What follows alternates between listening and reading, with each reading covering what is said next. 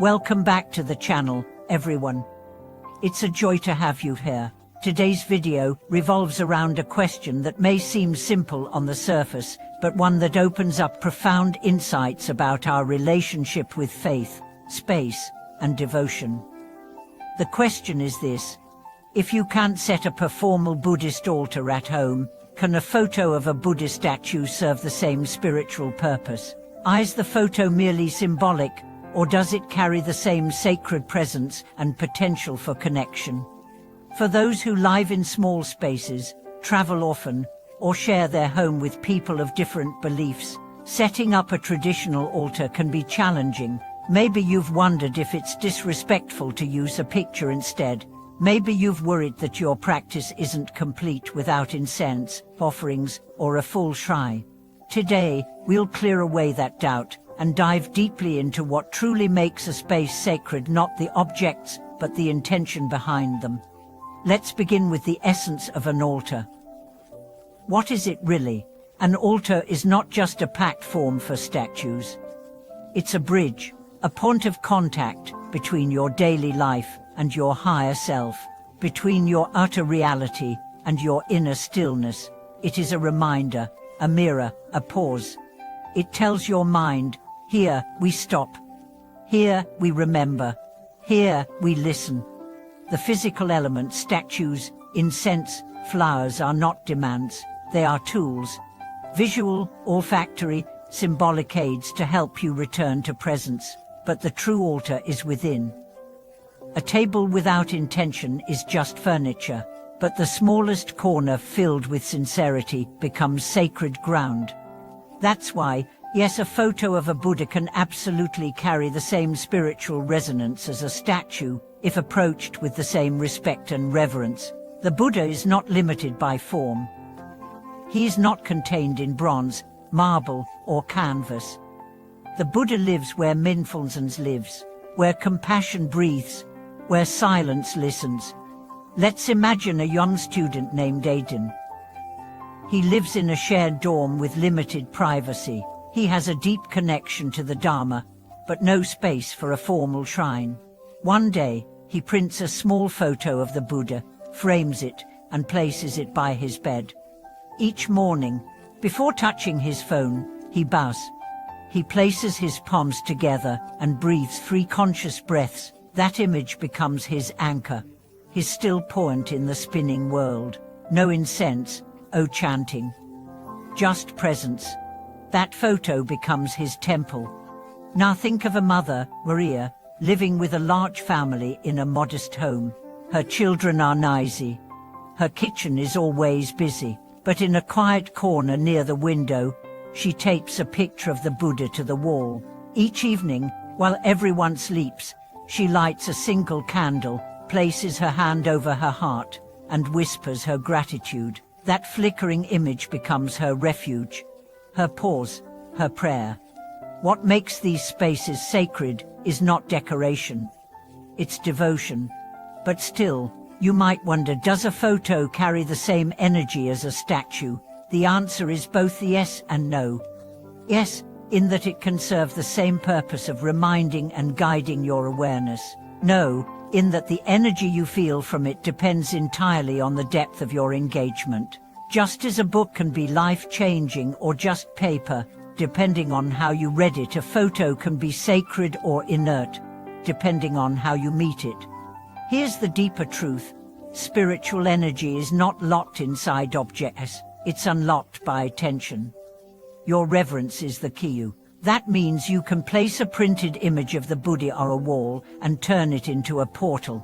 If you approach it with awareness, if you bow with sincerity, if you sit before it in stillness, it holds the same presence as any golden statue. It's not the form, it's the formlessness the form leads you to. And remember this: Buddhism is not a religion of rules, it's a path of realization. The Buddha never asked for statues, he never asked for altars. He asked for awareness, he asked for kindness, he asked for presence. If a photo brings you into deeper presence, then it is doing the sacred work. Let's talk about some practical ways to honor a Buddha image at home. even if you can't build a full altar. First, choose a clean, respectful space. Don't place it in areas of chaos or disrespect, like directly above the toilet or in messy, neglected corners. Choose a space that you can keep tidy, not because the Buddha needs it, but because you do. Cleanliness is a form of mindfulness. Second, keep it elevated if possible. In Buddhist tradition, we place sacred objects above eye level to symbolize respect. This simple act aligns your body and mind to humility. Again, this isn't dogma, it's energy. When you look up at the Buddha, you lift your gaze, and with it, your state of being. Third, treat the photo with care. Don't let it gather dust. Don't let it fade into background clutter. Wipe the frame regularly. Surround it with something that feels meaningful to you, a candle, a stone, a flower. You don't need to make offerings unless that resonates with you. But do acknowledge it as a sacred space. Fourth, use the photo as a cue. Each time your eyes fall on it, take one mindful breath. That's it. One breath of awareness. Do this every day, and soon the photo won't just decorate your room, it will rewire your nervous system. It will become a trigger for peace. And fifth, speak to it. Not out loud, if you feel shy, but with your heart. Let the image be a companion, a witness, a silent friend who reminds you of your own Buddha nature. Now let's expand the conversation. In a world increasingly shaped by technology, many people now keep digital images of the Buddha on their phones. They use wallpapers. They save mantras in their playlists. They meditate with apps. Is this less sacred than a traditional temple? Not if your heart is present. The Dharma is not confined by pixels or pages. It flows through intention, through attention, through every sincere act of remembrance.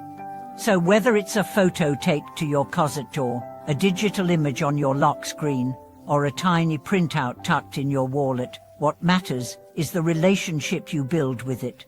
Do you pause? Do you reflect? Do you realign with your values? That's what makes it sacred. And here's something beautiful to remember: wherever you bow with sincerity becomes a temple. Wherever you chant with devotion becomes a monastery. Wherever you act with compassion becomes a pilgrimage. So if you can't build a formal altar, don't worry. Build an invisible one, in your heart, in your breath, in your actions. Let your life be the shrine. Thank you so much for watching this video. I hope this message helped you feel seen, supported, and inspired. If you've been struggling with how to create sacred space in a busy or shared environment, know this: you are enough. Your practice is enough. Your sincerity is enough. Please share your thoughts in the comments. Do you have a special space in your home? Have you found creative ways to stay connected to your practice? Let's support each other as we grow. Don't forget to like, subscribe, and share this video with someone who might be needing this reminder today. Thank you for watching this video. May every image become a mirror, every breath a prayer, and every corner of your life a reflection of peace.